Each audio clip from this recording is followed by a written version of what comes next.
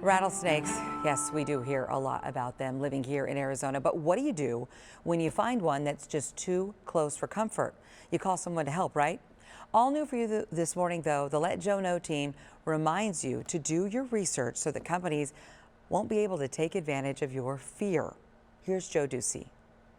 I gotta say, I panicked. Margaret Bullimore says it wasn't quite the wake-up call she wanted. A rattlesnake on her patio at 8 in the morning, a spot where she sat the night before and way too close for comfort. I did not know what to do. Her first thought, call her pest control company, Orkin, but they couldn't help. Instead, they recommended a company called Critter Control.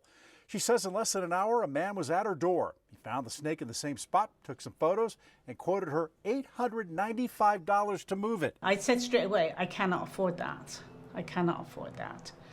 And he said, well, if you don't sign to pay that, I can't take it. Feeling pressured, wanting the snake gone, she handed over her credit card. Margaret says it took a few days to find the average cost for rattlesnake removal in the valley runs from about $100 to $500 on average, depending on where the snake is and what time of day you call the company. So why was Margaret charged almost double that? Fear that people feel is a thing that is easily exploitable by people that would want to do that or have a business reason to do that. Brian Hughes is the owner of Rattlesnake Solutions, which services both the Valley and Tucson. He says hearing stories like Margaret's makes it harder to do his job, saving wildlife that just happens to be in the wrong place at the wrong time. Creating fear and perpetuating fear with people and then charging them for it, it makes it so those animals are still hated. Now he says he doesn't want to scare people, but a snake could have been on the property a while, knowing your schedule and how to avoid you. Other times it's something on your property, like a food source bringing them in.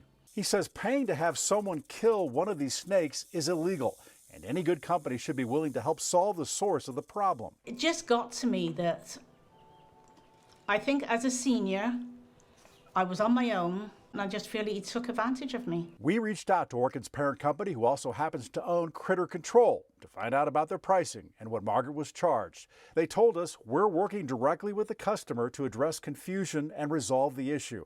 But due to confidentiality and protecting customer privacy, we can't go into specifics. A short time later, Margaret told us the company agreed to refund $460 of the $895 she paid.